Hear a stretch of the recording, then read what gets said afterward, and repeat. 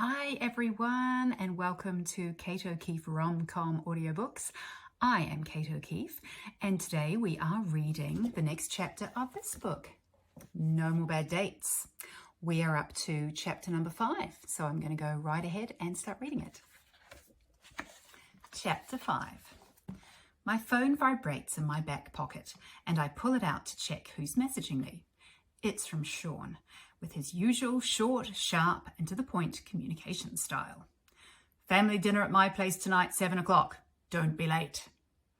I hold my phone in my hands, my thumbs hovering over the keypad. I'd like to tell him to go stick it, maybe send him a message telling him not to be so darn bossy.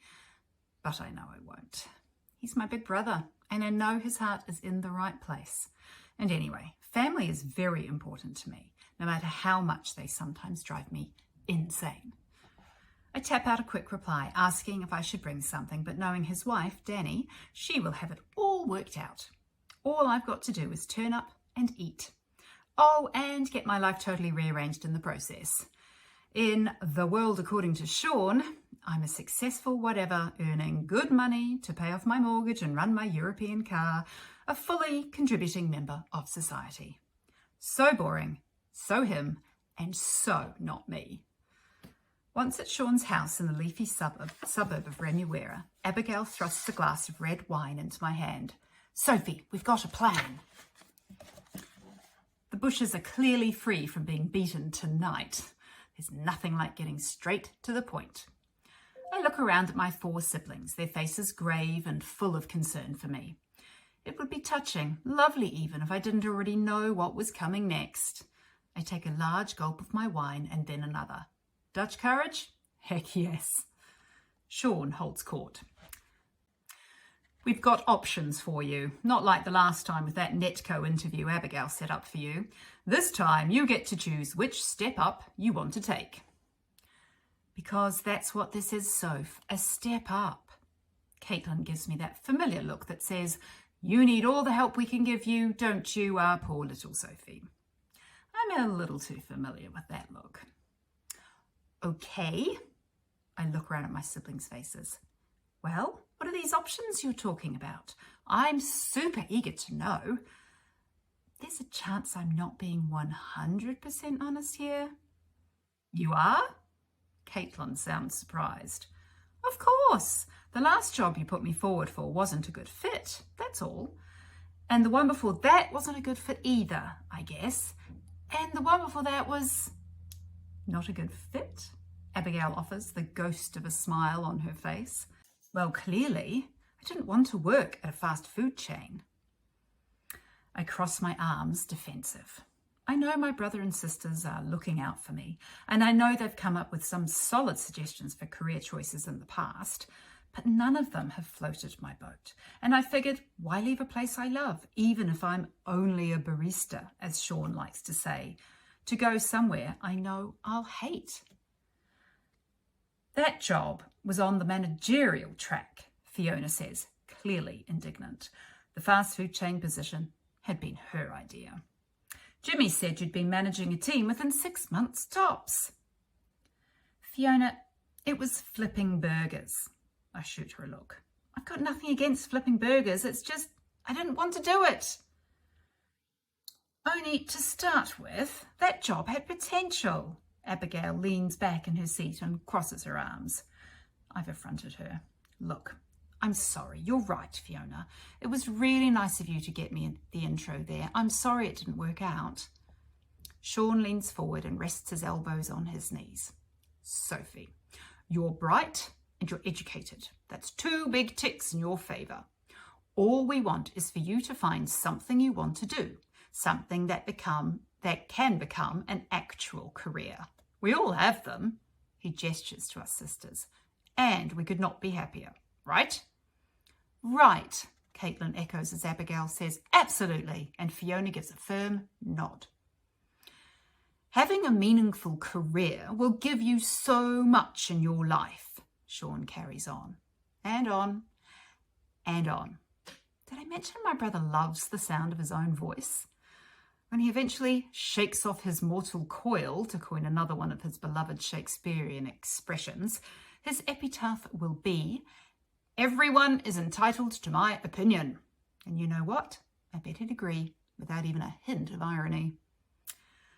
"Okay, thanks everyone," I say to stop Sean from waffling on endlessly. Really, how does Danny put up with him? I mean, I've got to because we're related. She chose him. "I get it. You want me to have a meaningful existence." I use air quotes. "I do too. It's just, I guess I don't know what that looks like yet."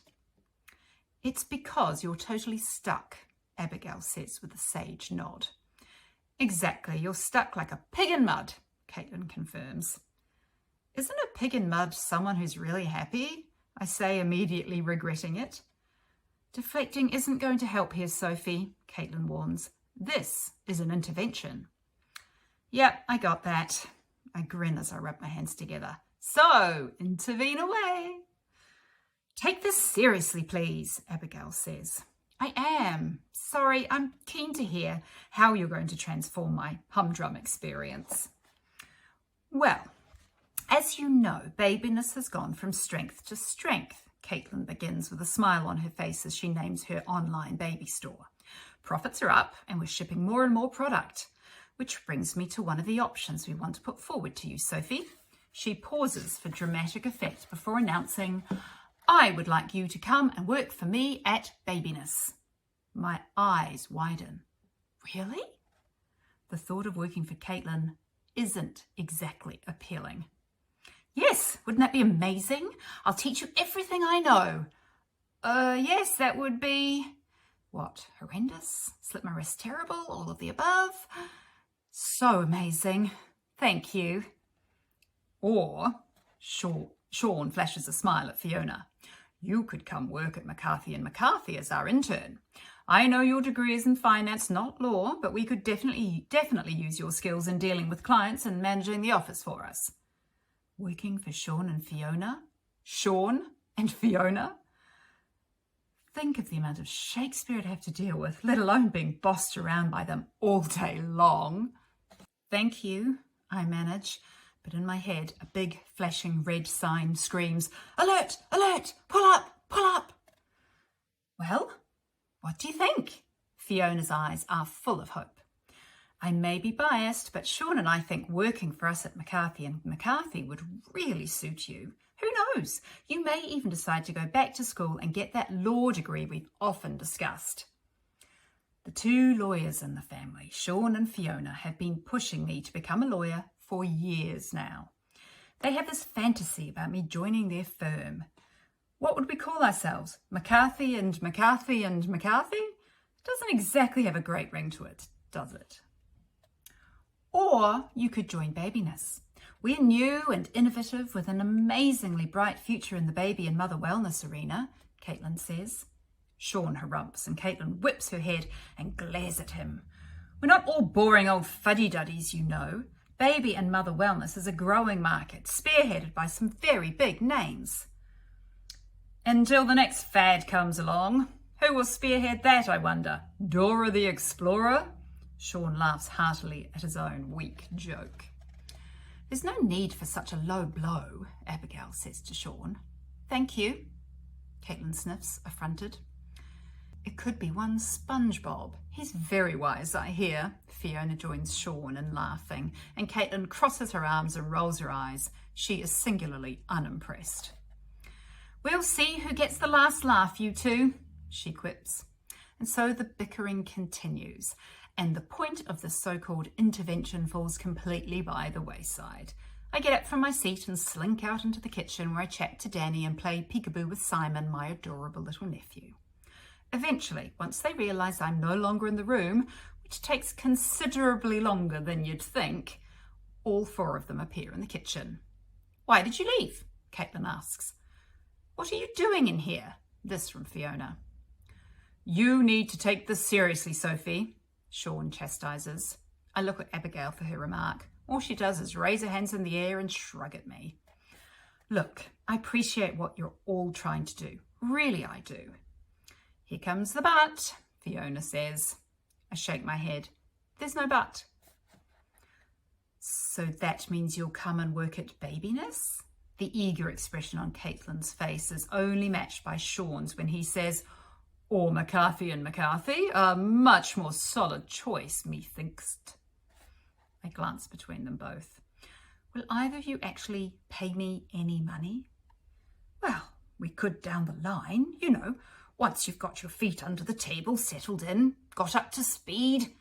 Sean's overuse of ways in which to say, once you know what you're doing, doesn't distract me from the fact that he and Fiona are offering me a job with no pay. I turn my attention to Caitlin. Eventually, she says, "Oh, this gets better and better. Working as an unpaid intern for any of my siblings is about as appealing as having my hair plucked from my head, strand by painful strand." I raise a hand in the stop sign. What am I meant to do for money? How will I live? We discuss this and we think the best thing for you to do would be to move back home, Sean says. Exactly, I'm sure Mum and Dad would love to have you back, Fiona adds. Move back in with my parents? Are they freaking kidding me with this right now? No way. It's an utterly preposterous suggestion. I mean, I'm a 25-year-old woman. I've been living away from my parents for the last 3 years. I'm happy. I like independence. Love my parents as I do. I'm not going to throw all of that away for an internship with one of my siblings. Abigail, the only non-interested party in the conversation, puts a placating hand on my arm. Look, Soph, don't go making any hasty decisions right now, okay?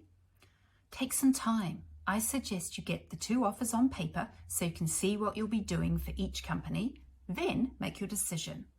She looks up at the others. You can do that for her, right? Sean, Fiona and Caitlin all murmur their assent. That's settled then. Once you get the details, you can work out what you want. Things will fall into place then. I just know they will. Sure, I mumble with a nod. I'm 150,000% positive I don't want to work for Sean and Fiona or Caitlin. And 3,000,000,000,000,000% positive the very last thing I want to do is move back home to live with Mum and Dad. And that was the latest chapter of No More Bad Dates. Thank you so much for listening. The next chapter will be available soon. Please ding that bell so that you get notifications and subscribe to my channel. Thank you so much for listening. See you next time.